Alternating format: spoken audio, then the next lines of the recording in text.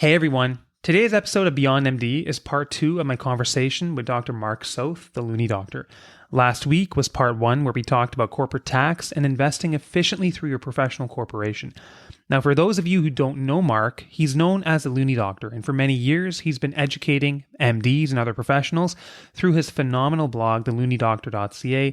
For those of you who don't know about this blog, it's one of the most fantastic educational resources I've seen in personal finance. Mark has poured so much energy into this, and he's done a wonderful job educating so many of us.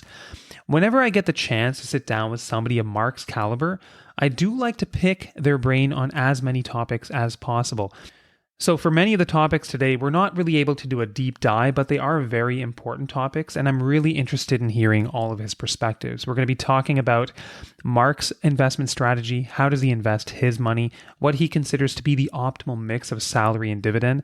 I asked Mark about his take on pension plans for physicians, and given everything that he's learned over the years, I was really curious to ask him what moves the needle the most for him and his family, and what would he tell his kids.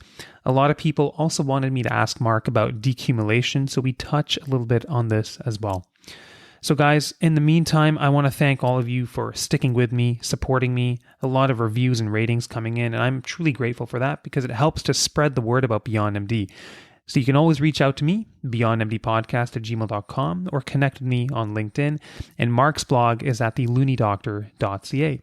So here is part 2 of my conversation with Dr. Mark Soth, the Loonie Doctor. All right, Mark, before we move on to part 2, I want to quickly summarize, to the best of my ability, the various sources of corporate tax drag. So we talked about if you have so much passive income inside the corporation, you can sometimes lose out the ability to pay the small business tax rate, and therefore you will pay a higher corporate tax rate. We've talked about refundable dividend tax on hand. If you don't release enough dividends, then you're not taking advantage of the dividend tax credits. And then maybe a poor corporate tax structure where you're focusing too much on passive income and not taking full advantage of capital gains. Like, how does that sound? What am I missing there? I don't think you're missing anything, actually. But if I were to summarize it, I would say basically your most important thing is having a good diversified portfolio matched to your risk tolerance. And the taxes would be kind of a secondary consideration, even though I know most people don't like paying taxes, but it's part of, living in our country and getting all the services we get. So that would be my secondary consideration. The other thing I would say is to make sure it's simple. There are strategies you can use that you end up paying high fees to get a small tax savings. And what you've done is essentially, traded fees for tax savings. So it doesn't really help you. And if you make it too complicated, then it's probably not worth it either, just because it stops you from actually doing things. So what you really want is a simple low-cost strategy. And if I were to summarize the easiest way to do that, one is to make sure you use your TFSA and your RRSP. If you qualify for it, use your FHSA and your RESP. So all these tax shelters accounts that everybody gets, those are actually the best way to get rid of tax drag. They're tax sheltered, where a corporation is not actually tax sheltered. You pay tax on that income, but it is sheltered in a TFSA and RSP, etc. Plus, using those shelters allows you to move money out of your corporation and you have it spread out in different account types. So it's not all just collecting in one account where when you do that, you're going to grow more passive income in your corp because you're growing more in your corp. So that would be the easy strategy. And the other thing I'd say is, in terms of the passive income limits, don't worry about it for Ontario and New Brunswick because we don't have too big of an issue there. Other provinces, it could be an issue. Mark, that sounds really, really logical. So thank you for that. Now, for the next part, I really am curious to hear about how you go ahead and invest your money inside the corporation and your registered accounts. And I want to preface it by saying to people that this is not meant to be advice. I try to steer clear of advice on this podcast, but I think people would be genuinely interested to hear how you go about things because it may help people clarify their thinking and just maybe move forward with a bit more confidence and a bit more conviction. So would love to hear about your investment approach.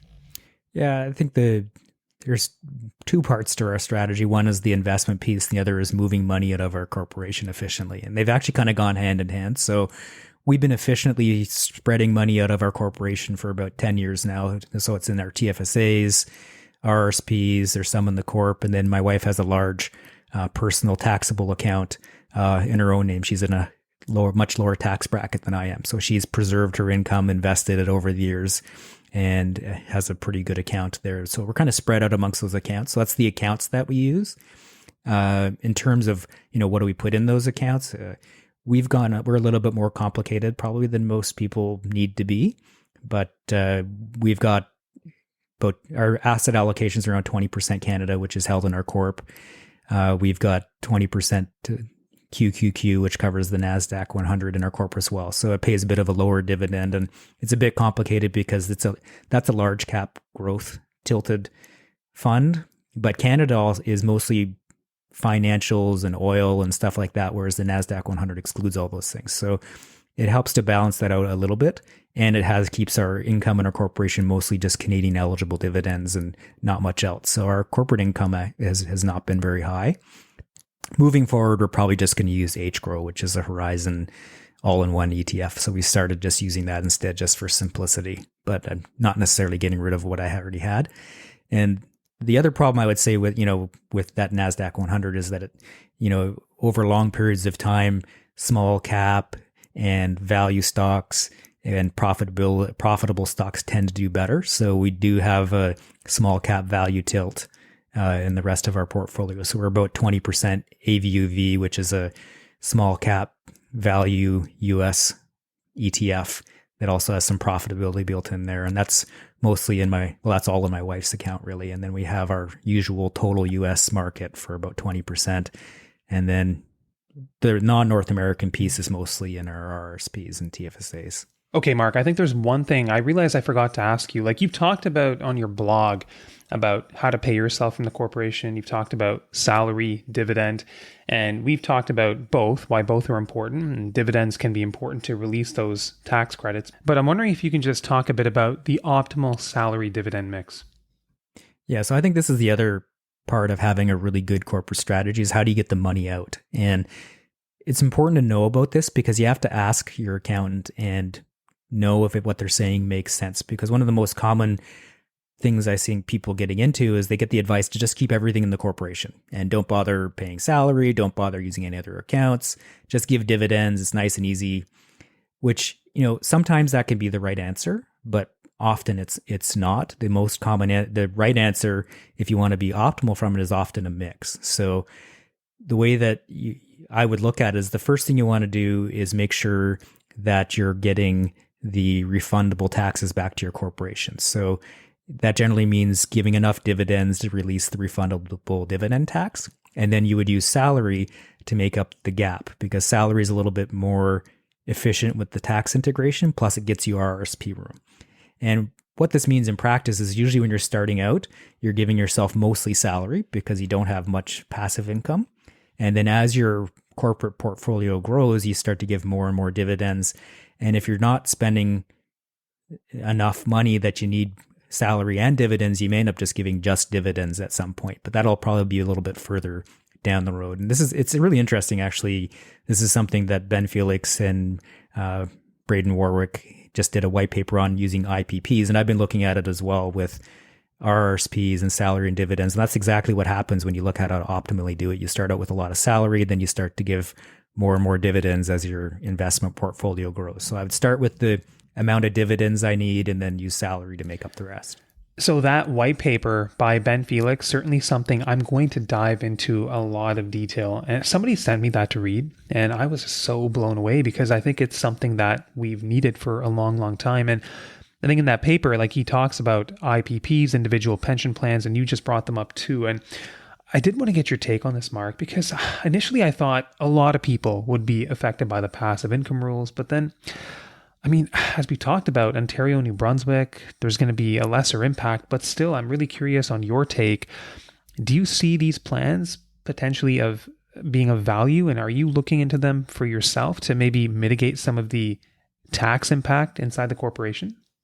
Yeah, no, that's a great question, actually. So the paper that Ben and Braden did shows that if you're using a financial advisor, which means you're going to be paying fees similar in the IPP to what you would use in your RRSP, then there's a benefit to using an IPP. It happens after the age of 40, and you have to have been paying salary up to that point to really take advantage of it. But there's ways you can use the IPP to grow it and then get an advantage.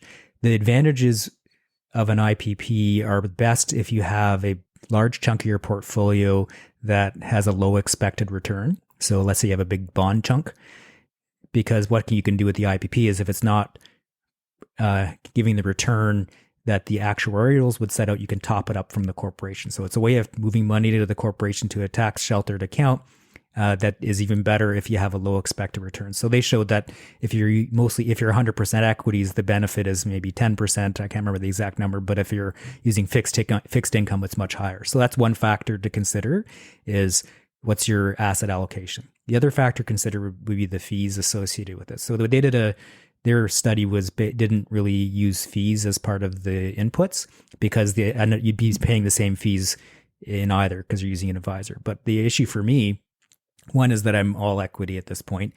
The other issue is that if I were to move my low cost DIY investing strategy to have to use an advisor and to set up an IPP, then I would, the tax savings may be lost by paying more fees for the advisor and products that are in the IPP, because it's more complicated to set up, plus all the actuarial costs and things like that. So as a DIY investor, I'm not going to bother with it because I have a high equity allocation and I have very low fees. But if I were using an advisor already and I had a significant fixed income component, then I think it would probably be beneficial. That is really, really interesting stuff. Like, Mark, we talked about a lot of stuff today, and kind of over the years of all the financial nuggets that you've learned, I'm really curious, like, what has moved the needle for you and your family the most? I would love to know. Yeah, I think the thing that's moved the needle the most learning about this is actually taking time to reflect where I am financially and how I can best use that. Like I said, at the beginning of my career, I was just focused on my job and just getting by day to day, honestly. But writing about this stuff and learning more about money and how the role it plays in our lives and how we can actually use it has probably helped us the most. It's helped us make big changes. I mentioned that we moved cities, and part of that's based on some of that data. I mean, if you look at the data on where people live that makes them the happiest, it's actually someone who lives in a nice neighborhood in a moderate to lower income area, because you have security where you live, but you also hobnob and have relationships with people from all walks of life quite frequently. So when you're comparing yourself to others, which we all naturally do, you're not constantly feeling inadequate. You're actually quite happy and feeling like you're doing pretty good. So learning that type of research, I think, really jived with how we grew up anyways. So moving back to that sort of environment was big. And that was, so I wouldn't have learned about that and really taken the time to pause and think about it without reading and writing about it. I think from a technical financial perspective, I think learning more about income splitting strategies and optimizing how to get money out of our corporation made a big difference for us, because it made a big difference for how much after tax money we have, which is what we need to be able to spend, right? So I did not know about that to the same degree, and that made a big difference. Yeah, so the income splitting is something that I do need to do a deeper dive on and better understand. But I want to go back for a second on some of the comments you made about where you live and the impact that has on you and your family and your outlook on life. Because, Mark, you're so right on all those points. And I can tell you that I grew up in Kingston, Ontario, a much smaller town than I am now. But for all the reasons you described, like, that's why Kingston has such a soft spot in my heart. And when I look at how life is lived today, so much of it is unfortunately driven by social media. Like, we're on social media all the time. We're looking at the homes that other people have, how much money they spend. We look at the trips that they go on, what they do for their kids' birthday parties. Honestly, it's nuts. I think it's really, really unfortunate. And I think you really hit the nail on the head. Yeah. But one more financial question, if I can. And honestly, I was at a conference recently, the Physician Empowerment Conference, and I asked people there, I said, guys, what would you want to ask Mark? And so I do want to pick your brain a little bit on decumulation, because like, I know you're still pretty young, but you've been investing for quite some time now through your corporation. You've been pulling that money out efficiently into these other buckets, like your registered accounts, your RSP, your TFSA. And I just want to know, like, with all these buckets in play, I mean, is there a right place to necessarily begin pulling your money from first? And if so, like, how does this help you to become more efficient? I think this is a really interesting concept, because so much of our attention goes to wealth accumulation, but the decumulation part gets less attention. So I just want to get your take on this. Yeah, this is something that's really interesting. That's why I mentioned the part about after-tax money. I made I spent a lot of time learning about it and playing with it. And I made this calculator, which I call the Decumulator, but that it tries to optimize how much money you get out. And the first thing you start with is how much money do you need to live on? And then the next question I would ask is, okay, what's the money that I have to take every month? Which is going to be, if you have a pension, there's your pension. If you have some other rental income, I mean, you get that every month. That's where you're going to have that. And how much do you have left over when that pays to your tax flow? Okay. And then you start accessing your other accounts to make up the difference until you have enough money, essentially. And make sure that you're keeping your corporation efficient. So the general rule of thumb is to try to tax defer as long as you can. So you would ask some of your personal after-tax accounts first, probably. And then it gets a little bit fuzzy when you start to get into over the age of 65 because there's old age security clawback. So sometimes you'd want to target your corporation first. Sometimes you'd want to target some money from your TFSA. Sometimes it'd be from a personal account. The algorithm changes. So when I did the calculator that I built, it actually simulates different scenarios and goes back and does it. So this is why a lot of people I don't think write about it, is because it's actually complicated and it varies by situation. So if this is one of the areas where having a fee only or some other financial advisor make a drawdown plan for you is really, really valuable. And I think that's money well spent. I mean, you can use my calculator to get an idea and play with it, and it'll draw from the different pots and tell you your cash flows over time, et cetera, and how much you'd have left in your estate, that type of thing. And it adjusts it based on your old age security clawback and your cash flow needs and stuff like that. But it's also one of those things a fee-only advisor is good for. I totally agree. I'm going to go learn a bit more about this first, and I will go play on your calculator.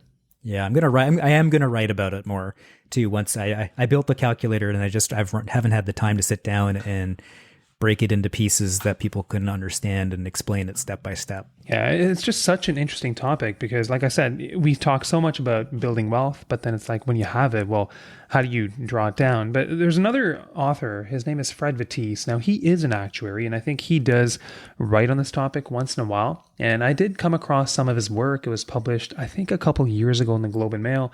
So he kind of said, well, if you have multiple accounts, taxable accounts, and registered accounts, then it may actually be to your benefit to actually pull money out in a more staggered fashion. So a little bit from each, not necessarily one first followed by the other. Yeah, it's usually a mix. Yeah, exactly. A bit of a mix. That's what he seemed to imply. But Mark, shifting gears now, big picture topics. I really want to know, of all the lessons that you've accrued through medicine, finance, and beyond, what would you tell your kids?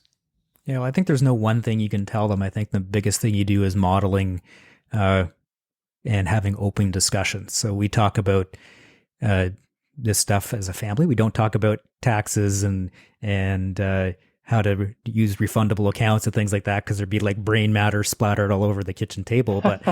But we do talk about our values and prioritizing where money comes from. And this is probably the most important thing with finances, that you want the money is there as a tool to support you in doing the things that you think are important. And the first thing you need to do with that is actually know what's important to you and what you value most. So you have to learn about what you value most, prioritize that, and you have to prioritize that now and not just leave it for someday, because that day may never happen, or it always gets pushed off and you can't make up for it later. So you need to be doing that, even if it's in a small amount, just to develop good habits and keep it going at all times for what's important to you. And that allows you to make all sorts of, decision rules and other ways that you can use to simplify when you face these dilemmas, by knowing, where your true north is. Essentially, you can then use your compass better, which is kind of like using your money. So I think that to me is the biggest financial, non-financial lesson that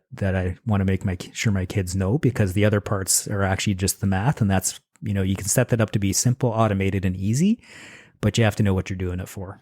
Yeah, Mark, I think that's really beautifully said. And on our end, I can share some things as well. Like my wife and I decided that we want to live our best lives today. And for us, the priority is spending quality time with the kids now, traveling with them now, seeing the world and creating these memories. We just didn't want to wait for all this to happen later. So I suppose that is part of our true north. And I mean, it means that we spend more money today, but that's a decision that we're making. And the kids are 6 and almost 9. I think it's honestly the most beautiful stage. So we really want to make the most of it. And Mark, as we wrap up, any closing thoughts? Well, I would say we've covered some pretty heavy financial material, but I would again say that's not something that people just pick up right away. You've mentioned reading stuff several times. I've had to rewrite things several times. The biggest thing is to remember what the big questions are for your advisors and your accountants. You have to need to know what your values and preferences are. You have to know a little bit about refundable taxes and how the accounts work so that you make sure you talk to your accountant about that and make sure you're emptying out those notional accounts. Because if you don't mention it, they may not mention it either. And they often look at 1 year at a time or a couple of years at a time. So you do need to know a bit about that. But the thing is, you don't need to know it all at once. You can read it more than once. And the biggest thing is to know where you can look and find the answer easily when it does become relevant to you, because it's not, things we talk about aren't always relevant right away, but they will be eventually. Amazing. And I think that for people who are looking for more financial educational content, I think, Mark, one of the best places they can go is to check out your blog at theloonieDoctor.ca. Like, you've done such an amazing job with this blog, educating people. And for me, it's just a total honor to sit down and talk to you today. I really enjoyed it. Well, it's an honor to be here. And, I've loved the work that you're doing too. And I really think that having the work that you're doing, and I have my own angle. Other people are big contributors on Facebook and with their own blogs and books, etc. So I think having all of these different media out there and all of us working at different angles, I think is great. So I'm very happy to be a part of it. Mark, thank you so much for that. Honestly, it means the world to me, and it's been great to talk to you. And I hope you have an amazing long weekend in May. Thanks, you too. All right, guys, that's it for today. I hope you enjoyed hearing from Dr. Mark Soth, the Loonie Doctor. Our social media links are all in the show notes, and I will see you after Labor Day. Enjoy the summer, enjoy the beautiful weather, and until next time, stay well, stay savvy.